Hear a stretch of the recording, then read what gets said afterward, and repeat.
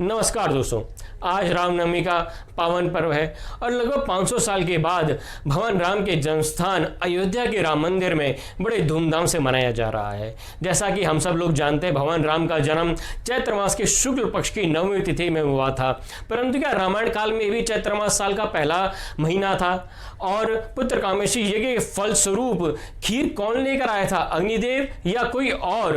राजा दशरथ ने अपने 3 रानियों को कितनी कितनी खीर दी तथा भगवान राम और उनके भाइयों का जन्म किस नक्षत्र और लगन में हुआ? मित्रों, आज के समय हमारे देश के कई राज्यों में भारतीय कैलेंडर विक्रत संवत के अनुसार ही नववर्ष तथा अन्य त्योहार मनाए जाते हैं, जैसे कि जम्मू कश्मीर में नवरेह और उत्तर भारत के अधिकतर राज्यों में चैत्र नववर्ष, महाराष्ट्र में गुड़ी पड़वा तथा कर्नाटका और आंध्र रीजन में उगाड़ी चैत्र मास के शुक्ल पक्ष की प्रथम तिथि को ही मनाया जाता है। परंतु वाल्मीकि रामायण के सर्ग 18 के श्लोक 8 के अनुसार जब यज्ञ संपन्न हो गया और 6 ऋतुएं बीत गईं, तब 12वें महीने चैत्र मास के 9वें दिन भगवान राम का जन्म हुआ।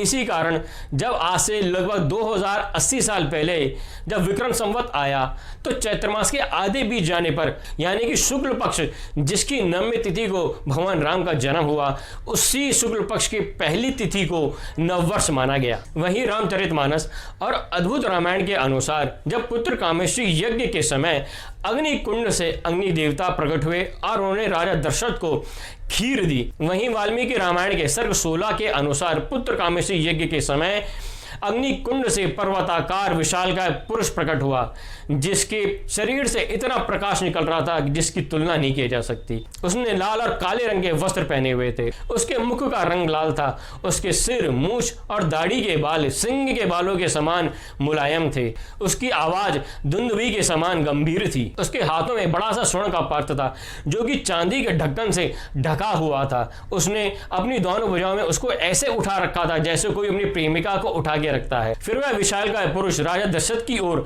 देखते हुए कहता है कि हे राजन, मुझे प्रजापति लोक का ही पुरुष मानो। वह यह नहीं कहता है कि वह देवता है या अग्निदेव है। फिर वह राजा दशरथ से आगे कहता है, मैं प्रजापति की आज्ञा से ही आया हूँ। यह सुनकर राजा दशरथ अपने दोनों हाथ जोड़कर उससे कहते हैं कि हे भगवान, बताइए मैं आपकी किस प्रकार से सेवा करूं?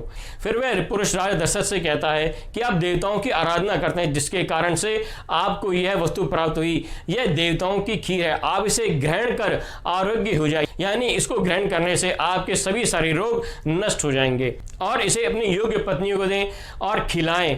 ऐसा करने से आपको उनके गर्भ से अनेक पुत्रों की प्राप्ति होगी। यह सुनकर राजा दशरथ खुशी खुशी उस परात को अपने सर पर रख लेते हैं और उस पुरुष को प्रणाम कर उसकी परिक्रमा करते हैं। तब वह पुरुष अंतर्धान हो जाता है। फिर राजा दशरथ उस स्वर्ण परात को लेकर अपने महल को आ जाते हैं और अपनी 3 रानियों को बुलाते हैं। फिर वह उस खीर का आधा भाग रानी कौशल्या को देते हैं और उस बची हुई आधी खीर के 2 भाग करते हैं, जिसका एक भाग वह रानी सुमित्रा को देते हैं और दूसरे भाग के 2 हिस्से और करते हैं, जिसका एक हिस्सा वह रानी कैकेयी को देते हैं और दूसरा हिस्सा फिर दोबारा से रानी सुमित्रा को देते हैं। वहीं तुलसीदास की रामचरितमानस के अनुसार राजा दशरथ खीर का आधा हिस्सा रानी कौशल्या को देते हैं।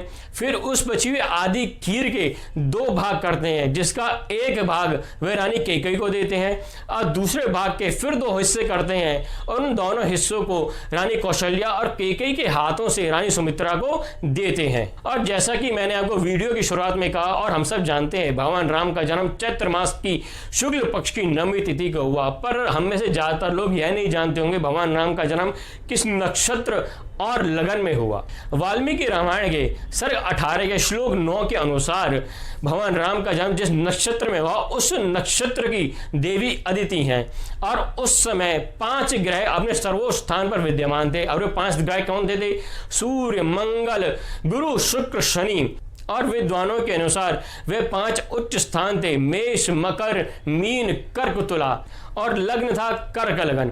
वही रामचरितमानस में तुलसीदास जी इन ग्रहों और नक्षत्रों की स्थिति का अनुमोदन करते हुए और सटीकता से कहते हैं भगवान राम का जन्म जिस मुहूर्त में हुआ वह मुहूर्त अभिजीत और मध्याह्न काल में जन्म हुआ, यानी दोपहर को जन्म हुआ। वहीं वाल्मीकि रामायण के सर्ग 18 के श्लोक 15 के अनुसार भगवान राम जी के भाइयों का जन्म यानी भरत जी का जन्म पुष्य नक्षत्र और मीन लगन में हुआ तथा लक्ष्मण जी और शत्रुघ्न जी का जन्म उस नक्षत्र में हुआ जिस नक्षत्र के देवता नाग थे, यानी अश्लेषा नक्षत्र और कर्क लगन में हुआ। रामचरितमानस और अद्भुत रामायण में यहाँ तक कहा गया है जब भगवान राम अपनी माता कौशल्या के गर्भ से जन्मे तो वे 4 हाथों के साथ जन्मे थे और उन हाथों में उन्होंने शंख चक्र गदा और पद्म धारण कर रखे थे और गले में वैजयंती माला थी और वह रो भी नहीं रहे थे।